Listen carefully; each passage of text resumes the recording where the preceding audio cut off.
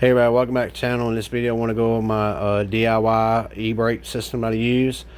Very cheap. You pick them up on Amazon or eBay, and this is a truly real e-brake assembly you can buy, which now you see that they changed them a lot to where they actually have the electronics built into them, but I built this before that ever came out. So like I said, it's a real e-brake system. It came with the hydraulic system on them.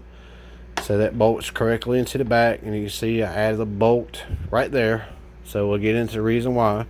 So when you pull it back, I changed out the back plate, which used to be the hydraulic cylinder, and made a back plate. So when you actually pull this back, that acts as a stopper. And the reason is because your sensor that I use is a micro switch sensor. So when you pull this back, all that's doing is hitting that little switch. So it's just engaging. And how I have it wired is that's running to an old number keypad, like a keyboard, but it's just a number keypad that I tapped into, started in the lines into, because it's just a two-way system. So it's just collapsible one way or the other. So as you pull it back, it engages. That runs to the number pad, which runs on a USB system. And that's actually the tab button of the keyboard, which you can program in multiple simulators.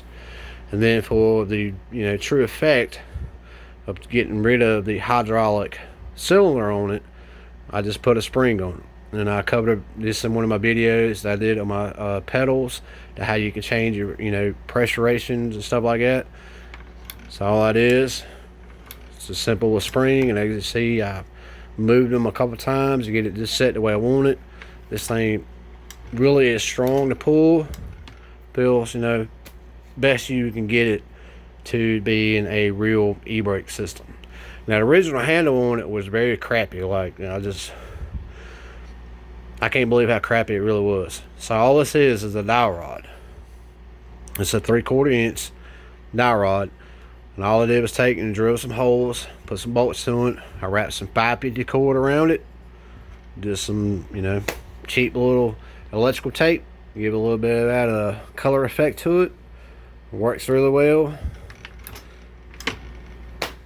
And that's a little cheap little e-brake, less than 50 bucks.